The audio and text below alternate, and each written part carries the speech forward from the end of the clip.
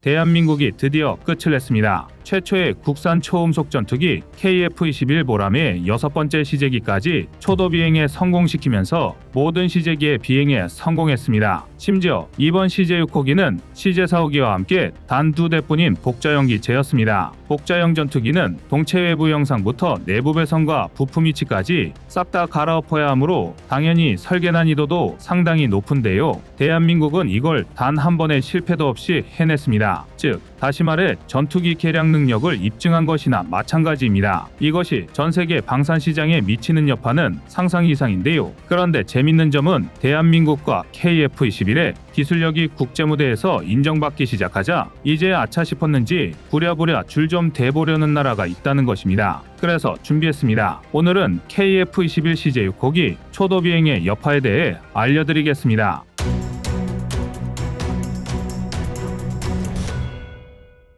지난 6월 28일 드디어 KF-21 보람의 마지막 시제기가 첫 비행에 성공했습니다. 이로써 대한민국은 지난 2022년 7월 19일 CJ-1호기 초도 비행에 성공한 데이어 1년이 채 안 되는 시간 동안 6개의 시제기의 시험 비행을 모두 성공시켰습니다. 이제 와서는 대한민국 무기체계에 있어 전광석화라는 수식어가 너무나 익숙해졌지만 KF-21 시제기 비행 기록만큼은 2번, 3번 강조해도 모자랄 만큼 빠른 속도입니다. 이게 정말 얼마나 빠른 속도인지는 다른 나라의 사례를 보면 한눈에 알 수 있는데요. 당장 미국만 봐도 F-35의 프로토타입 초도 비행을 2006년에 성공했지만 이후 시험 비행 과정에서 엔진 트러블, 사출자석 결함이나 3000m 이상 고고도에서 연료 펌프가 자동으로 폐쇄되는 등 수많은 문제점이 발생했고 이로 인해 개발 기간이 기하급수적으로 지연되기 시작했습니다. 아닌 게 아니라 미 국방부 감찰실의 발표에 따르면 2012년 이후 약 1년 동안만 무려 300여 건의 문제점이 발생했을 정도인데요. 결국 F-35는 단거리 이륙 수직 착륙형인 F-35B가 미 해병대에 취역하기까지 초도 비행으로부터 무려 9년이나 걸렸습니다. 이뿐만이 아닌데요. 그나마 공군형인 F-35A는 F-35B가 취역한 바로 다음해인 2016년에 취역에 성공했지만 해군 함재기형인 F-35C는 초도 비행으로부터 취역까지 자그마치 13년이나 걸렸습니다. 더군다나 취역했다고 해서 결함이 모두 수정된 것도 아니었는데요. 일례로 지난 2018년에는 F-35A에 탑재된 25mm GAU-22A 기관포의 명중률이 미군 내에서 수용 불가능 판정을 받았지만 개발사인 로키드 마틴은 아직까지도 수정 완료 시기에 대해 명확한 답변을 내지 못하고 있습니다. 또 F-35B의 경우 기대 수명이 약 8,000시간에 달했지만 실제로는 4분의 1에 불과한 2,100시간이면 수명 한계에 도달할 것이라는 게 밝혀졌는데요. 이외에도 F-35는 대한민국과 미국을 포함해 전 세계 17개국 이상이 운용 중이지만 아직도 상당히 많은 구조적 결함들이 발생하고 있습니다. 다만 스텔스 기능을 탑재한 하이급 전투기 중 F-35를 대체할 기종이 없기 때문에 울며겨자 먹기로 신주단지처럼 조심조심 운용하고 있을 뿐인데요. 이쯤이면 사실상 상용화된 상태에서 시험 비행을 치르고 있는 것이나 마찬가지입니다. 오죽하면 개발국인 미국조차도 F-35 사업을 포기하고 싶어 하지만 이미 투자된 비용이 너무 많고 대체 불가능하다는 점 때문에 억지로 운용하고 있는데요. 전문가들은 F-35가 이런 결함덩어리 전투기가 된 이유로 모든 상황에 대응할 수 있는 만능 전투기를 꿈꾸는 바람에 무리하게 여러 기술을 통합하려 했던 것을 원인으로 보고 있습니다. 한마디로 분수에 맞지 않았다는 건데요.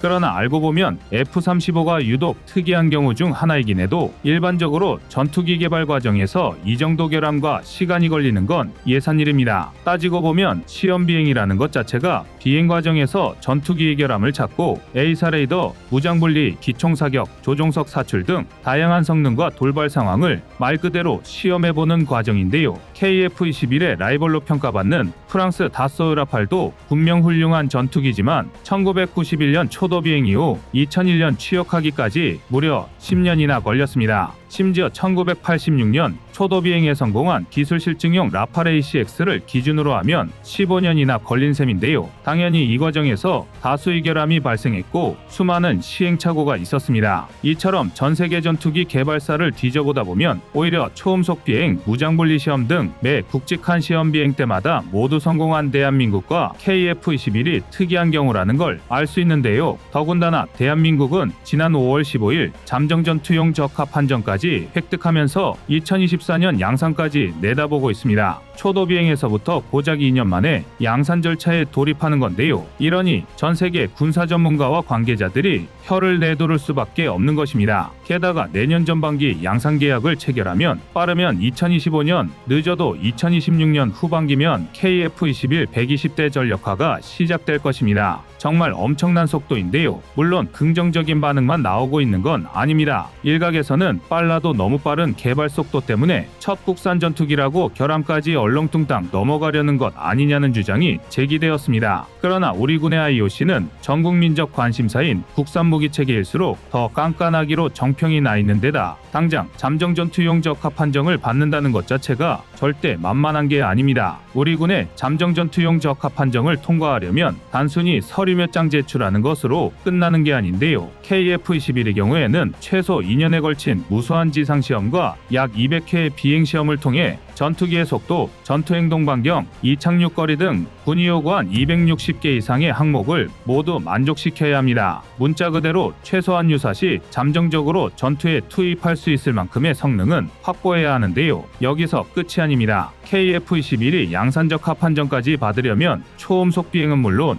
공대공무장, 최첨단 항공전자, 전자전장비 등 셀 수도 없이 많은 항목을 모두 검증받아야 하고 이를 위해 최소 2000여 회의 시험 비행을 수행해야 합니다. 아무리 KF-21이 국산 전투기라 하더라도 절대 유야무야 넘어가는 일은 없습니다. 아무리 KF-21이 전국민적 관심을 받고 있다 하더라도 만에 하나 단 한 가지라도 요구 기준을 충족하지 못한다면 최악의 경우 개발 기간을 연장하는 한이 있더라도 양산에 돌입할 수 없을 텐데요. 하지만 이런 우려와 다르게 국내 군사 관계자, 전문가들은 오히려 KF-21 양산적 합판정을 굉장히 낙관적으로 보고 있습니다. 다름 아니라 앞서 말씀드렸던 KF-21 복자기 덕분인데요. 단자형 전투기와 복자형 전투기는 단순히 1인승이냐 2인승이냐 차이가 아닙니다. 본래 복자기의 후방 좌석은 무기 시스템 조작을 담당하는 무장통제사 좌석입니다. 일반적으로는 공대지 무장 운용을 담당하지만 현대 전투기, 특히 KF-21처럼 임무 컴퓨터 성능이 우수한 전투기들은 무장통제사의 필요성이 적습니다.